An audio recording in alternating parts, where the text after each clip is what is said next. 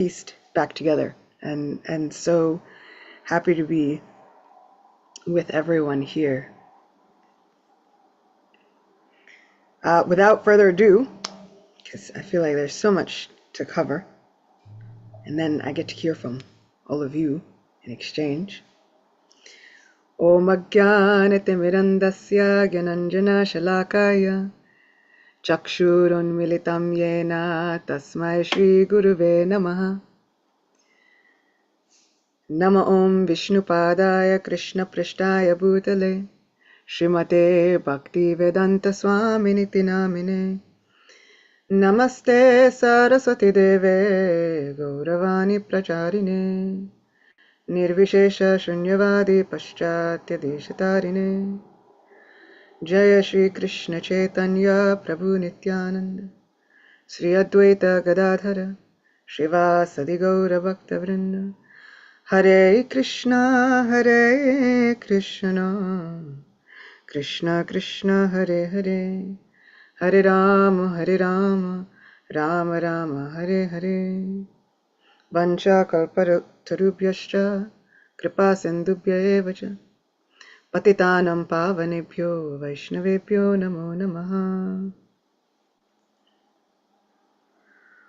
So as I was saying, it's really, really wonderful to be back with everyone. It feels like it has been an entire lifetime. I don't even know if this is the same Acyuta Gopi you're looking at. Actually, in fact, if we were to ask Srila Prabhupada, is definitely not the same. Not the same one. Even not the same one as I was yesterday. So I feel incredibly fortunate and really somehow or other showered with mercy to even be able to be back with everyone, speaking on the glories of EKADASI of all things, my favorite. And this is an EKADASI, it is known as Pap Mochani. And so this EKADASI completely clears out all sins, eradicates anxieties. It's like a good spring cleaning for the soul. And since we are now involved in this spring, which could be debatable, especially in New York, but the calendar says it's supposedly spring, and so now we get a good spring cleaning for our souls. So we're going to dive in. As I was thinking about this lecture and really kind of just reflecting on the pastime for this EKADASI, what was really impressed upon me is that our faith is everything. And so we'll kind of keep that theme in mind as we journey through the story of this incredible EKADASI. So Sri Yudhishthira Maharaj said, O Supreme Lord, I have heard from you the explanation of Amalaki EKADASI, which occurs during the light fortnight of the month of Phalgun, February-March. And now I wish to hear about the EKADASI that occurs during the dark fortnight of the month of Chaitra, March-April. What is its name, O Lord, and what results can one obtain by observing it?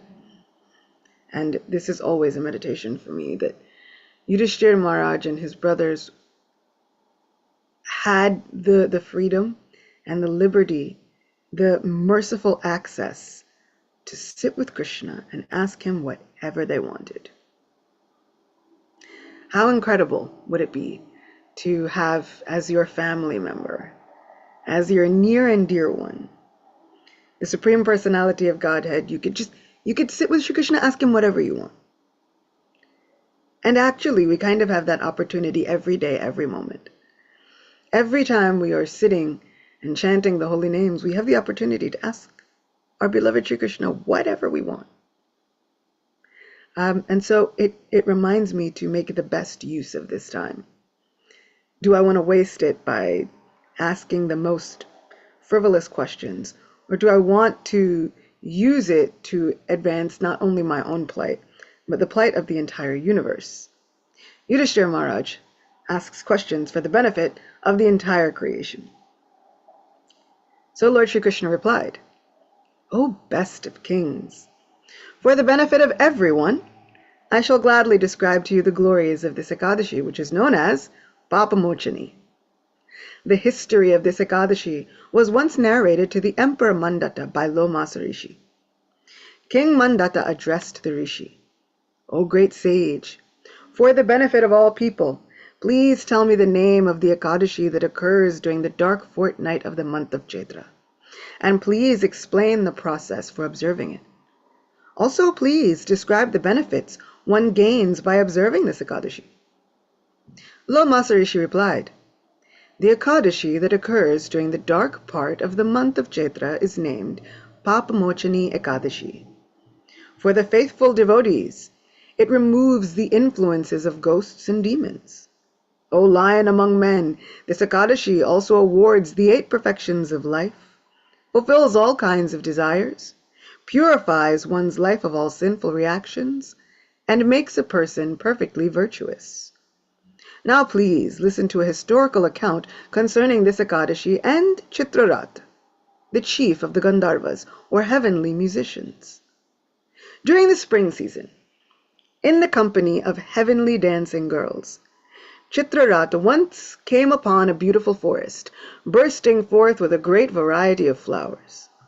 There he and the girls joined the Gandharvas and many Kinnaras, along with Lord Indra himself, the king of heaven, who was enjoying a visit there.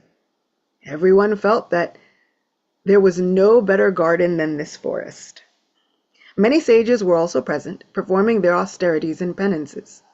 The demigods particularly enjoyed visiting this celestial garden during the months of Chaitra and Vaishak, April, May. A great sage named Madhavi resided in that forest, and the very attractive dancing girls would always attempt to seduce him. One famous girl in particular, Manju Ghosh, contrived many ways to allure the exalted Muni, but out of great respect for the sage and fear of his power, which he had attained after years and years of asceticism, she would not come very close to him. At a spot 2 miles from the sage, she pitched a tent and began singing very sweetly as she played a tambura. It almost seems as though this is sport for the apsaras to try and somehow seduce these sages. It seems like a very dangerous sport, though, if you ask me. Cupid himself became excited when he saw and heard her perform so nicely, and smelled the fragrance of her sandalwood paste unguent. He remembered his own unfortunate experience with Lord Shiva, and decided to take revenge by seducing Madhavi. This is referring to the time where Lord Shiva was displeased with Cupid and opened his third eye and burnt him to ashes. And from then on, Cupid was known as Ananga, one who has no form, no limbs. And so now, Cupid decided to take revenge on that unfortunate incident with this poor sage who didn't do anything to anybody. Using the eyebrows of Manju Ghosh as a bow, her glances as a bowstring, her eyes as arrows, and her breasts as a target, Cupid approached Madhavi in order to tempt him to break his trance and his vows. In other words, Cupid engaged Manju Ghosh as his assistant, and when she looked at that powerful and attractive young sage, she also became agitated by lust. Seeing that he was highly intelligent and learned, wearing a clean white Brahmin's thread draped across his shoulder, holding a sannyasi's staff, and sitting handsomely in the ashram of Chavana Rishi, Manju Ghosh came before him. She began to sing seductively, and the small bells of her belt and around her ankles, together with the bangles on her wrists, produced a delightful musical symphony. The sage Madhavi was enchanted. He understood that this beautiful young woman desired union with him, and at that instant Cupid increased his attraction for Manju Ghosh by releasing powerful weapons of taste, touch, sight, smell, and sound. Slowly, Manju Ghosh approached Madhavi, her bodily movements and sweet glances attracting him.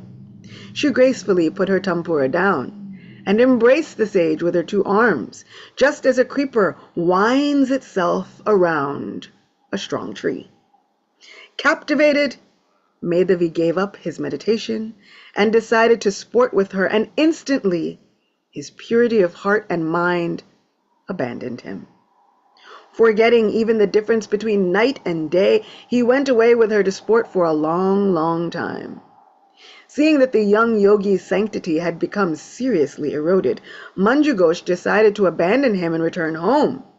She said, "O Great One, please permit me to return home." Madhavi replied, "But you have only just arrived, O beautiful one. Please stay with me at least until tomorrow." Fearful of the sage's yogic power, Manju Ghosh stayed with Madhavi for precisely 57 years, 9 months, and 3 days. But to Madhavi, all this time seemed like a moment. Again she asked him, "Please permit me to leave." Madhavi replied, "Oh dear one, listen to me. Stay with me for one more night, and then you may leave tomorrow morning. Just stay with me until I have performed my morning duties and chanted the sacred Gayatri mantra.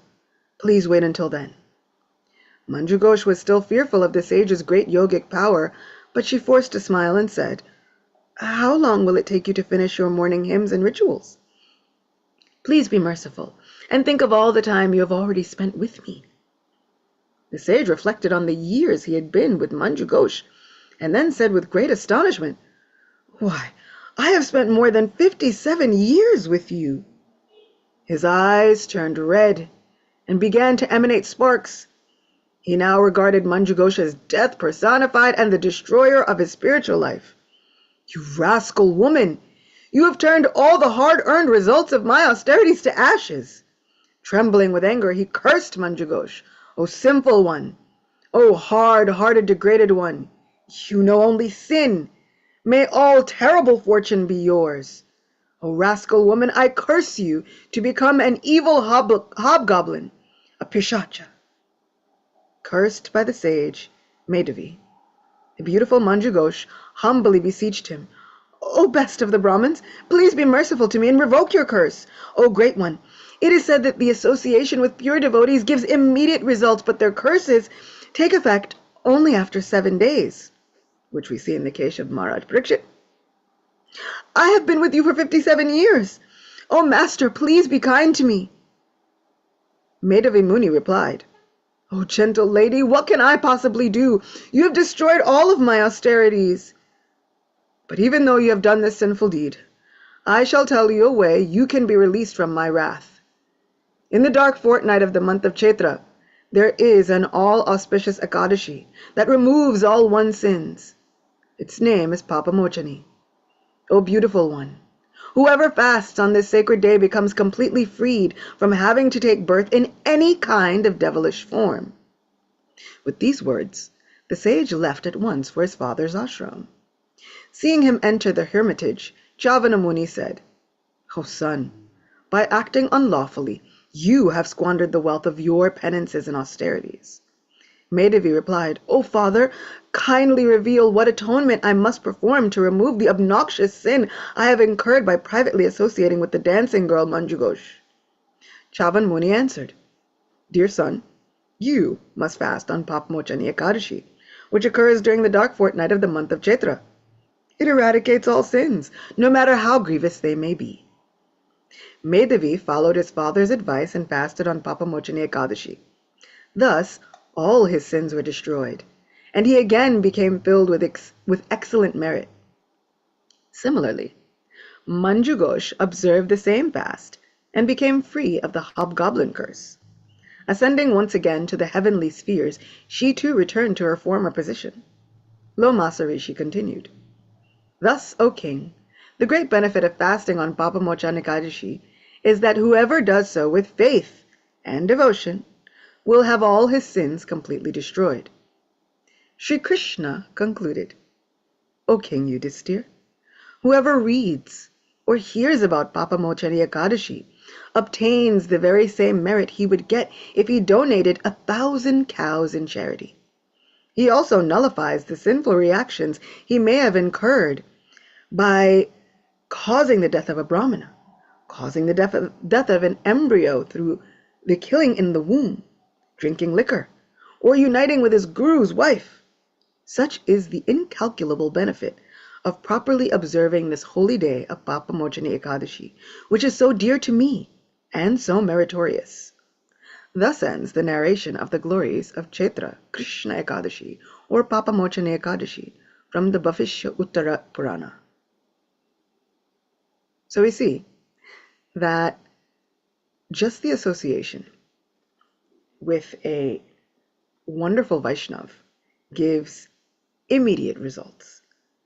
But we can remember that the negative effects or the curses take effect only after 7 days, which we hear from this incredible tale of Maharaj Parikshit that we have, which spans the entire Srimad Bhagavatam.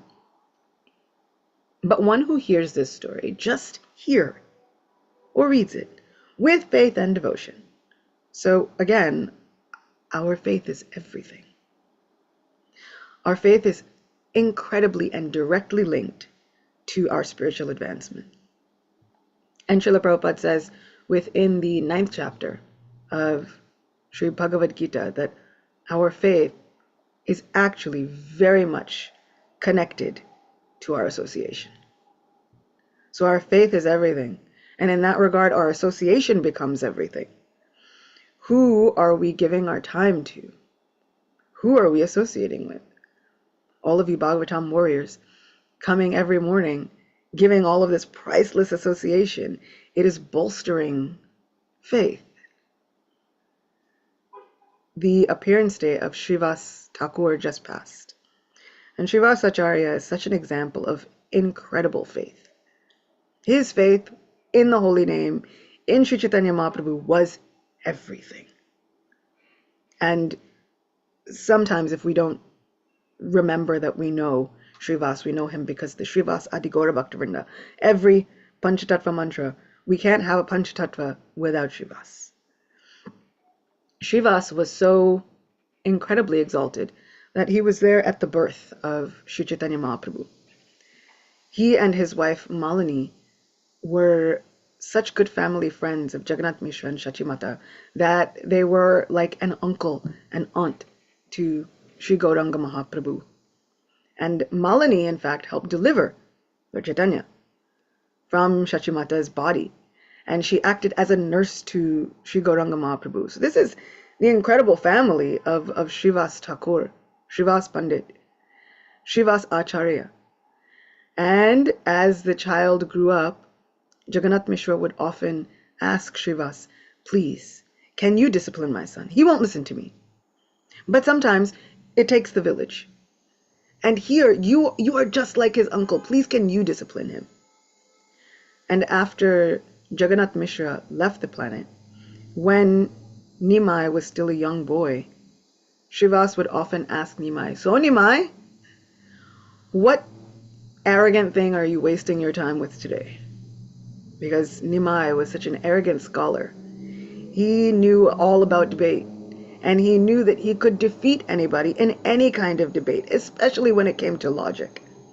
And so Navadvip at that time was such a big seat of learning, like a university town. And everyone there, their sport of choice was debate. So you see any of these big colleges that are known for their debate skills and their debate teams, this was the entirety of Navadvipdam. So Navadvip was known for all of its debates, and no one could defeat Nimai. I mean, of course, he was the Supreme Personality of Godhead, but also no one could debate him. No one could defeat him. And so Srivas would ask him, what are you wasting your time with today? And he would secretly pray within his heart, and when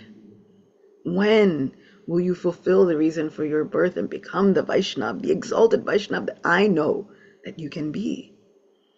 And sometimes Nimai would say to Srivas, one day I will become such a Vaishnav that even you will weep. And then he would go on about his day. And so finally, when Sri Chaitanya Mahaprabhu came back from performing his father's last rites in Gaya, and he was now exhibiting so many symptoms of ecstasy, everyone within the town of Navadvip thought that he had gone crazy. And so they would tell Shachimata, all you have to do is give him this remedy, or that remedy, tie him to a tree, put him in a vat of Kali oil, do all kinds of this, say these mantras, do these tantras, do these pujas, do all of these things, because clearly he has some sort of imbalance. Somehow he has been possessed. Something is up with your Vishwambar, with your Nimai. So now we see no other way to rectify this than to somehow or other perform all of these remedies. Finally, Srivas came to the home of Shachimata and Nimai. And Nimai asked, he said, "My dear uncle, everyone says that there is some imbalance within me. Everyone says that they think I'm crazy. What do you think?" Srivas said, "Oh, Vishwambar, what you have is what I pray for. This is not a sickness. You are afflicted with love of God. You are exhibiting symptoms of not being able to live for a moment without Krishna. What you have is what I want. I pray for it every day. There is absolutely nothing wrong with you." And Mahaprabhu famously says, "Oh, this is so wonderful. Thank you.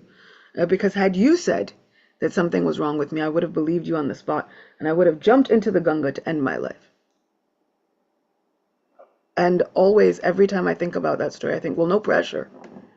I'm really glad that he gave him the right response, because really, what would we have done? But this was Srivas's faith. His faith was so strong that once Shri Chaitanya Mahaprabhu goes to Srivas and he says, "Acharya, I never see you working. Like you don't have a day job." Srivas says, "Well, yeah, no." And Mahaprabhu says, "Well, why not?" He says, "It's not really my inclination." And Shri Chaitanya Mahaprabhu says, but you have a wife and children and families, and that you can't just tell your wife that working is not your inclination. She's not going to accept that. How is it that you maintain yourself? Because somehow or other, she is allowing this, and your family is allowing this, and everyone is going along with your plan. There must be some secret that you have." And Srivas said, "Well, my secret is this." Gauranga Mahaprabhu said, "Well, what does 3 claps mean?" And Srivas said, "Well, this means that whenever I need something, if ever I have been in need, I chant the holy name, I increase my chanting for 3 days, and the Lord supplies whatever is necessary. If he gives it, then I was meant to have it. And if he doesn't give, then I wasn't meant to have it." Mahaprabhu says, "This really works for you? You really live with that amount of faith?" Srivas says, "We can put it to the test if you like. I'll sit and increase my chanting for 3 days, and if the Lord does not provide food and shelter and everything that my family needs, then I'll happily tie a pot around my neck and jump in the Ganga, effectively ending my life."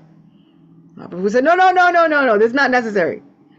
This is not, I understand, and I know that you are fully prepared to really follow through. This is not an idle threat. Don't worry. In fact, because of your faith, you will always have more than enough. Not just you, not just your family, but the maidservants and the house help within your family, even the animals that reside in your family, even the insects that cross by your door will always have their needs provided for. Don't worry. You will always have everything that you need. And so this was the faith of Srivas. And every so often, if I've ever been in need of an answer to a really serious problem that I've had, I do call it the Srivas method. I increase my japa for 3 days, and usually at the end of those 3 days, whatever answer is the answer. Krishna sends an answer. So many people have tried this method.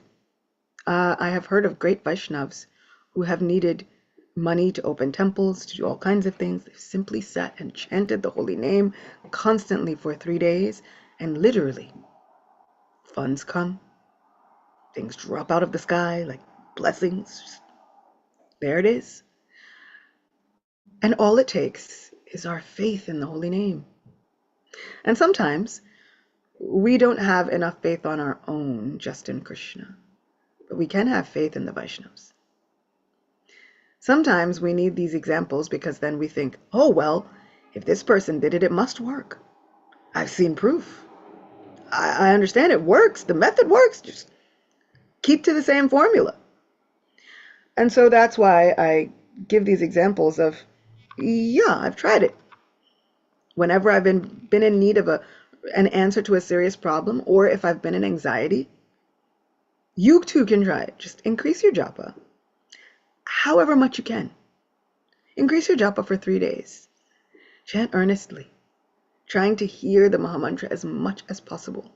Understanding that, oh my Lord, I surrender to whatever the answer is that you're giving after these 3 days. And I promise you, answers come. Now, the question is, do we trust Krishna enough to surrender to the answer that he's giving? Whether it's the answer that we wanted, or whether it's a different answer. The answer will be extremely clear. I can tell you that. And if we surrender to the answer that Krishna is giving, it will also lead to the greatest adventure that we've ever gone on in our entire lives. And that's the kind of adventure that I'm always down for. I'm not a rock climber or an extreme sport person, but when it comes to spiritual activities like that, I'm always down for that kind of adventure. And I can tell you, it creates miracles. It opens up our eyes and our hearts to so many miracles that are already happening around us. And then we get to watch it like it's a great movie. It's really cool. So this is Srivas. Srivas was so faithful to the holy name, so incredibly faithful to the Panchatattva.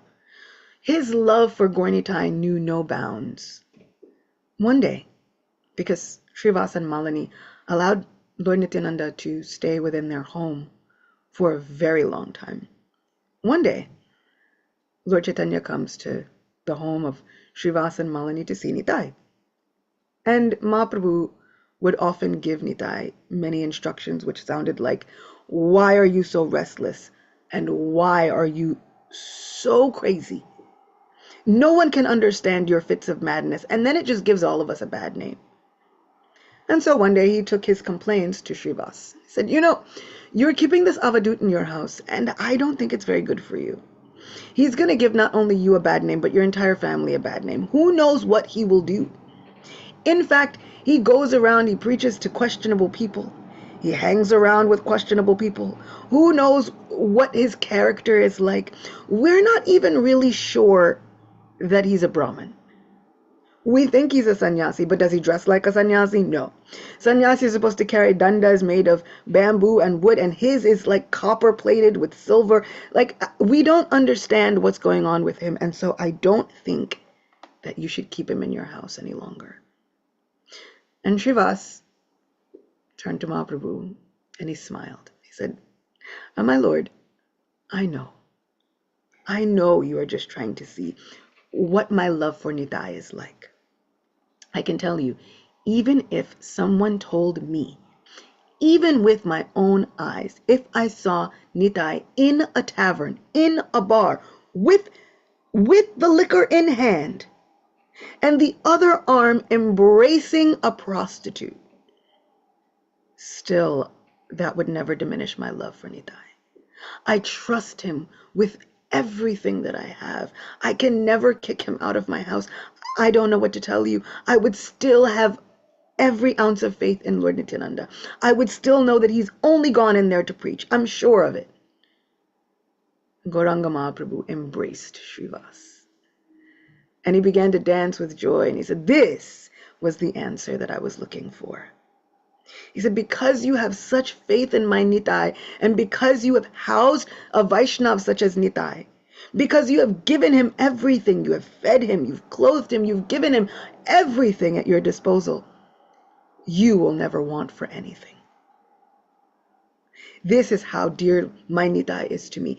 Even if the goddess of fortune has to go begging door to door, you will never have any lack of wealth. Not material, not spiritual, not physical, not emotional. You will never lack anything. In fact, Lord Chaitanya loved Srivas so much that he famously says in one pastime, myself and Nitai are like your very own sons. We are your own family members. Treat us like your eldest sons. This is what faith does. Our faith is everything. And Srivas's faith had him associating with Sri Nityananda Prabhu. This is what our faith can do. Our faith, like Hanuman's, can move mountains. Our faith can endear us to the Lord of the universe. That faith is what Nitai is looking for. That faith is what Gauranga Mahaprabhu is looking for. That faith is something that all of us have, regardless of age, regardless of gender, regardless of what body we are in or not in. That faith keeps us held together. That faith can change our fate, because simply inquiring with faith from a Vaishnav, what can I do to change my life? And then a Vaishnav says, all you have to do is simply fast on EKADASI, and everything will be changed for you. If we can simply do that to the best of our ability with faith, we get merit that is incalculable. Our faith is the price of admission. Bhaktivinoda Thakur says that Lord Nityananda has opened the marketplace of the holy name. The price of admission is simply faith. That is the greatest thing that we have, and that is all that Gaur Nitai is looking for from us. Is there even a hint, a glimmer of a tear in the eye of a person as they chant the holy name? Nitai is ready. I'll give you myself. Purchase me, no problem, please. For the price of faith, Nitai is running behind us. Please take this holy name. Please take everything that I have. Please take all my love for Radha Krishna. Please take all of my love for Radha Govinda. And please take all of my love for Sri Chaitanya Mahaprabhu. Our Nityananda Prabhu is not miserly. And so he wants to give you everything that he has. If we'll just give the smallest ounce of faith. And so on this EKADASI day, I reflect on all the great Vaishnavas and the fact that our faith really is everything. Our faith holds the key to all of our spiritual lives. Thank you all so much for bearing with me. I wish you all the most blissful and happy EKADASI, filled with faith, filled with devotion. We've gotten so much merit just by hearing and reading the glories of EKADASI with faith. That's all it takes. EKADASI Devi ki jai. Srila Prabhupada ki jai. Acyuta Gopi Devi Dasi ki jai. Where does the faith come from? From Krishna miracles, when Krishna really comes through and surprises you? What if Krishna stays quiet? How will we experience faith without Krishna working miracles? That's interesting that you can somehow say without Krishna working. I know, yeah, it sounds terrible, yeah. Well, no, I mean, we are like the spoiled, entitled children, where Krishna decides to have all of our bodily organs and functions working without us. Like, I don't have to wake up, turn on my lungs. I don't have to wake up, and pop my eyes back in. Like, I don't have to do any of those things. And then I'm like, you know what, Lord, how do I keep this faith if you don't work miracles? And he's like, there's an entire universe with it. You're on a spinning planet. And funny enough, our Lord never says that. He never is like, do you know all that I've done for you? Somehow or other, our Lord never, do you know everything that I've done for you? He just simply creates more situations for us to call upon him. And then he creates more miracles after we've called upon him. But, Srila Prabhupada, this is Bhagavad Gita, chapter 9, text 3. The first 3 texts of chapter 9 are really cool. Those who are not faithful in this devotional service cannot attain me, O conqueror of enemies. Therefore, they return to the path of birth and death in this material world. The faithless, this is the purport, Srila Prabhupada Ki Jai. The faithless cannot accomplish this process of devotional service. That is the purport of this verse. Faith is created by association with devotees. Unfortunate people, even after hearing all the evidence of Vedic literature from great personalities, still have no faith in God. They are hesitant and cannot stay fixed in the devotional service of the Lord. Thus, faith is a most important factor for progress in Krishna consciousness. In the Chaitanya Charitamrita, it is said that faith is the complete conviction that simply by serving the Supreme Lord Sri Krishna, one can achieve all perfection. That is called real faith. So Srila Prabhupada's opinion and his instruction is that faith comes from association with Vaishnavas. And real faith, actual faith, is the complete conviction that simply by serving the Supreme Lord Sri Krishna, one can achieve all perfection. So faith kind of has nothing to do with all of the miracles that we think we need as evidence. And why do we need so much more evidence? That is an us problem, not a Krishna problem. That is a boundary with us that we then can look at and say, okay, I want to remove the obstacle of my entitlement. I want to remove the obstacle of my entitlement, which says, oh Lord, you should prove to me, then maybe I'll believe you. When our Lord has been proving it to us above and beyond, Sri Krishna reserves the right not even to expose himself and to be known by anyone, everyone, anybody. And yet he says, I'll give myself to you. You, Ananda Bihari Prabhu, I give myself to you, no problem. I will allow you to have access to the holy name, which he doesn't give to anybody because by that holy name, now you can purchase me. I'm sold forever. But you, I'll give myself to. And I'll give myself to anyone who wants to call on me just with that faith that simply by serving Krishna, I can achieve all perfection. And so, as I said, even if we don't have faith in Sri Krishna, we can have faith in the Vaishnavas. And that association with Vaishnavas is priceless because that faith comes from the association with Vaishnavas. You, Ananda Bihari, is a spoiled brat. That's what Krishna says.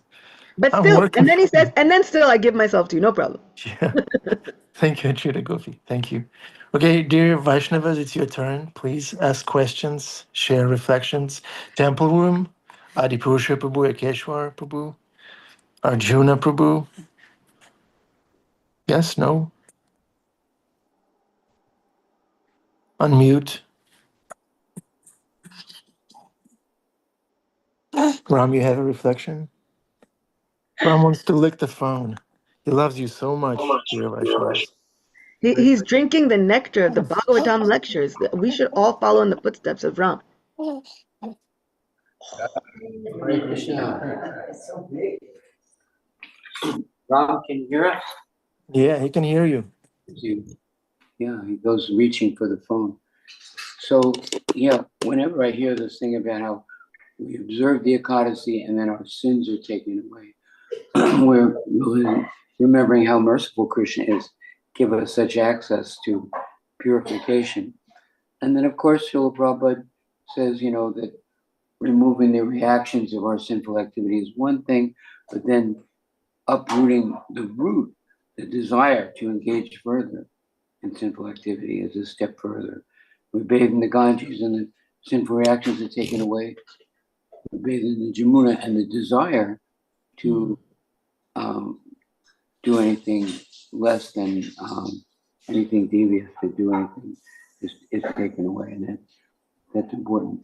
And then bathing in the dust of the lotus feet of the spiritual master, we become fully absorbed in devotional service to Krishna. Then remove everything else is accomplished. So this is good. And there's also a deeper, everything's been spoken very nicely. Mataji gives such a sweet, sweet class with such joy and conviction. It's hard to contribute anything beyond that. But we do want to mention the way Srila Prabhupada talks about incremental purification, removing the reactions, removing the desire to accumulate other sinful reactions, and then to become dedicated to pure devotional service to Krishna, unceasing, unmotivated, is the where we're going with all of this, right? Mm-hmm.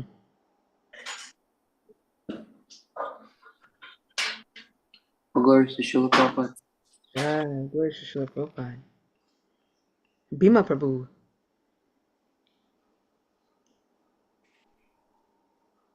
Haribo Prabhujini Maharani.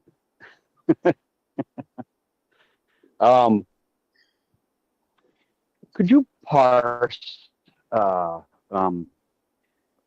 the idea that in Saint Paul of Christ that we have these three things: faith, hope, and love. But of these things, love is the greatest. For if thou have the faith to moveth a mountain, but have no love, you have done nothing. So could you explain to us this dichotomy, or synthesize it together? You mean that there's a seeming dichotomy or like a different level between faith and love? Yeah, like faith is empty. Sort of like we do a service, we fast, we do this, but there's no love there. Now I understand as neophytes, obviously we're not going to have love at first. We hardly even know Krishna. How can we love him? So the thing is that through time, Krishna reveals himself and we learn to love him. I understand that aspect there. But how does one have all this faith to move a mountain and yet have no love? Well, I'll give an example using two people who move mountains. Ravana was able to move Mount Kailash. Hanuman was able to move this entire Himalayan mountain. So two people have immeasurable strength and the same seeming ability. Ravana was very, very strong, could move mountains. Hanuman, very, very strong, could move mountains. The faith depends on, it's what you have faith in, right? So now Ravana had faith in his own abilities to perform great austerities and to move mountains, but his moving of that Mount Kailash got him cursed. Hanuman's moving of the mountain, and he brought it back and was able to give renewed life and rejuvenation to Lakshman, and he got the greatest blessing of being embraced by Sri Ram, who was trembling with love for his dear devotee. So there is a different motivation between all of that. And what they both had faith in was different. Ravana had faith in his own abilities and his ability to try and be the supreme person.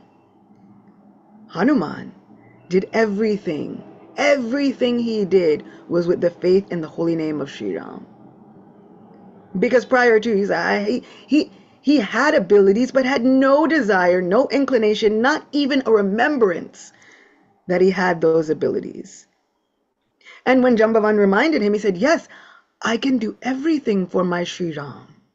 With the power of the name of Ram, I can do everything. Case in point, when Hanuman is throwing all of the rocks into the ocean and they're floating, Ram tosses rocks in and they sink. He says, well, what's happening?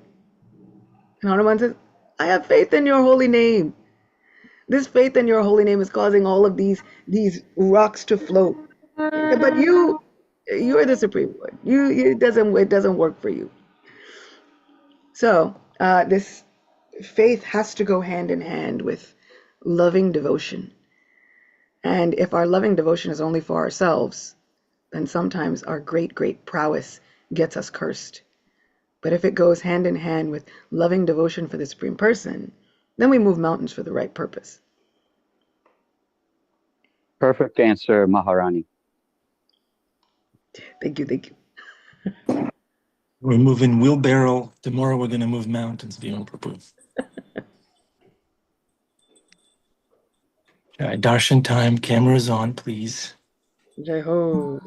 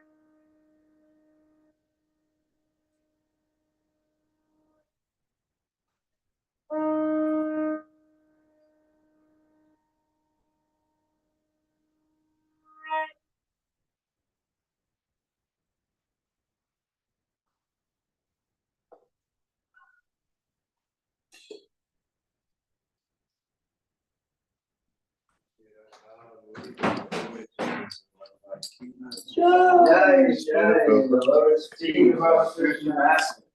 The only way we can attain the devotion of boundless of His feet with great honor. By the grace of the ocean of suffering, I obtain mercy. My only wish is to have my consciousness purified, or eliminated from the Lord. Attachment to the Lord of people, perfection fulfilled all the time. He opens my darkened eyes, He fills my heart with transcendental knowledge. He is my Lord, Lord and Lord. I'm ecstatic, kind remains. The great scripture Savior is character. Our spiritual master is the ocean of mercy. Friend of the poor, Lord, master of the oh, master, merciful, give us the shade of your Lord's feet. You're famous for all the we take shelter of the Lord's feet. Srila Prabhupada, Jai Srila Prabhupada, welcome to the Afterglow. Acyuta Gopi, do you have a few minutes to stay over time? Right. Jai Prabhupada. Okay. Garangalila has a question. Garangalila? Yes. So, I wasn't today. I had like this dream. I was like talking with somebody, and I was like asking them a question, which like is about like faith and love. Basically, it's the same topic that you were talking about. So I was like talking about if you know that Krishna loves you, but you want to feel his love. Is that doubt? Because since you know that he is always with you and he always loves you, but you want to like you need you need to like no, it feels when you're asking like a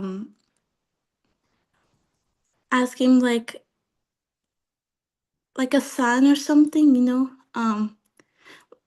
like to feel his love.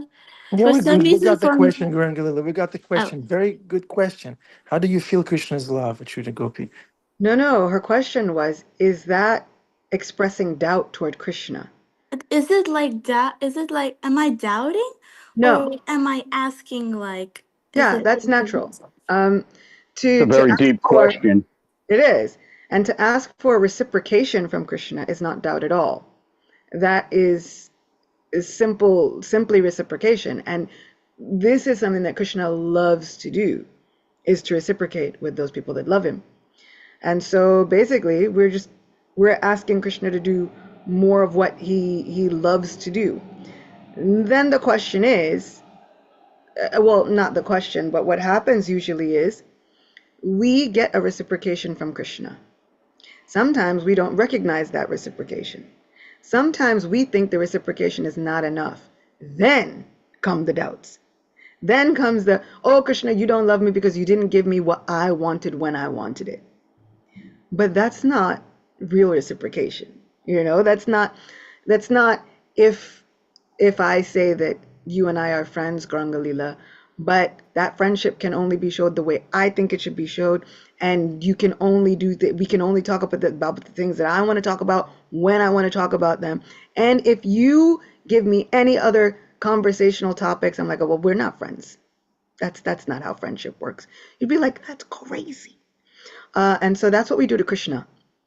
We say, Krishna, you're such a good friend of mine. I want you to make me a sandwich and give me wealth and give me food and give me all the things and do all of A these things. parking space. Give me a parking space and save my 99-and-a-half-year-old grandmother. I don't have a 99-and-a-half-year-old grandmother, just an excuse. And then if Krishna doesn't save my 99-and-a-half-year-old grandmother, but has given me everything else, then we immediately jump to, oh, Krishna, I thought we were friends. How could you take away my 99-and-a-half-year-old grandmother? Well, how long did we want grandma to live? Sometimes we got to let grandma go. So we have to remember that Krishna's reciprocation doesn't have to look exactly the way we think it should look. Blessings don't have to look exactly the way we think they should look at the exact moment that we think they should happen. That's where the trust comes in. So we can ask Krishna, we can pray, I want to feel your love. I want reciprocation. And then sometimes Krishna says, okay, are you sure? Because sometimes I show my love in very interesting ways. Sometimes I show my love by taking away everything that you think you love. Because all that was a distraction from us being together. Are you ready for it? So sometimes Krishna says, well, are you sure? Because Krishna has such a big view and we have such a small view. And sometimes it's like we have a favorite stuffed animal and it's a puppy. And then Krishna takes away that stuffed animal. And we think, well, why would you do that, Krishna? That was such a hard-hearted thing to do. But meanwhile, Krishna took that away because he wants to give you a real puppy, you know? mhm. And so this is what we deal with. And we're always constantly saying, Krishna, how dare, hey, is it a puppy? It's a lamb. Lamb And of God. so, so sweet. So sometimes we're thinking, oh, Krishna, how could you take this thing away from me? And Krishna says, because I have something much bigger planned for you. And so sometimes the way Krishna shows his love is not what we think we can see. But that's because we don't have very good vision. As jivas, we don't have very good vision. And Krishna has the most divine vision. And so that's where the trust and the faith comes in. That, okay, I'm going to pray to be able to feel Krishna's love. But then the faith comes in that I will surrender. And simply by this act of surrender and by serving Krishna, I will achieve all perfection. So that reciprocation will come. And sometimes it's like, no matter how long it takes, that's where the faith comes in. No matter how long it takes, I'm never leaving my Krishna. I hope that answered your question. This really reminds us when you were talking about about the puppy. Yeah. I had the same incident actually. Really? In when I was in Kartik, when I was in Vrindavan, we were doing we went to Nithavan, the place where there are pastimes. So we got to go around it somehow. I don't know how. And then a monkey comes up to me and takes my bag. He rips it. I scream, but at the same time, I remember I no, that's Krishna's pet monkey. I mean, I know that, so why did I scream? Well, He because they're took the rascals bag. still. Yeah. Krishna loves them, but still they're rascals. He stole my bag, but the same day I bought a bag that was better. See? That was the same, it reminds me of the same thing. Yeah. So asking for reciprocation is not doubt. Sometimes the way we blame Krishna after is a little doubty. Yeah. I'm processing what Acyuta Gopi just said. Krishna has reciprocated, and then it's not good enough for us, so that's dowdy. Okay.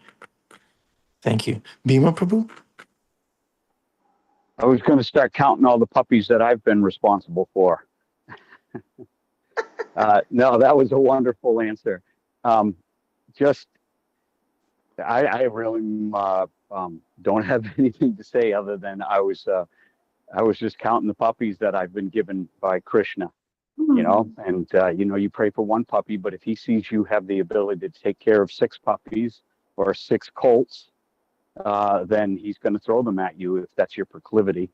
So the wild thing is to step back from ourselves, introspect, and contemplate on a regular basis. That's probably one of the reasons they want us in the mode of goodness, so we can slow down long enough to actually pay attention, like Acyuta Gopi says, pay attention to the fact that we're even breathing, that there's even a sun in the sky, and the sky is blue, and the trees are beautiful, and the flowers are bursting forth, and spring is coming, and the devotees are wonderful. If you just slow down and just count your blessings, then you see Krishna is reciprocating at all times, moment to moment. And it's only based upon whether we have anjana, so the salve of love on our eyes and the salve of love in our ears to see it and to hear it. Thank you very much, Prabhujini. What a beautiful class. Hare Krishna. Thank you. And I feel like this is what Srila Bhaktivinoda Thakur is always engaging us to do, which is be present. And we find a lot of our dissatisfaction happens because we are ruminating on the past or worrying about the future. But if we are present, then we see that each moment is filled with countless miracles. Countless miracles. The fact that somebody, I can go through surgery, go to sleep, have a whole surgery for whatever, 1-2 hours, wake up as a whole brand new human. That I can't explain how any of that works. And science can try to explain how any of that works, but really there was an original architect behind all of this. And Lord Brahma speaks about it in the second canto of Srimad Bhagavatam, that he's like, I am just the engineer that put all the pieces together. But the original architect of all of this, the reason for being, the reason for it all, is none other than Shri Krishna. That is it. And every personality, great or small, from Lord Brahma all the way down to the ant, has to practice being present and mindful in order not to get caught up in all of the trappings of material world stuff. Jai. Hare Krishna. Okay, Mr. Isaiah, are you available to teach us how to say Hare Krishna? Karen, please help us. Can you still manage, Isaiah? There they are. Isaiah, we missed it. There you go. Now you say. Hare Krishna. Jai. Thank you. Thank you, Isaiah. This was the yagya. Thank you, Acyuta Gopi Devi Dasi. Wonderful class. Okay. Thank you, Isaiah. Thank you. Well, all glories to Srila Prabhupada. Happy EKADASI. Hare Krishna. Thank you, Acyuta Gopi. Haribol. Oh no, I'm still unmuted. It's okay. You didn't say anything weird. It's okay, Isaiah. Hare Krishna.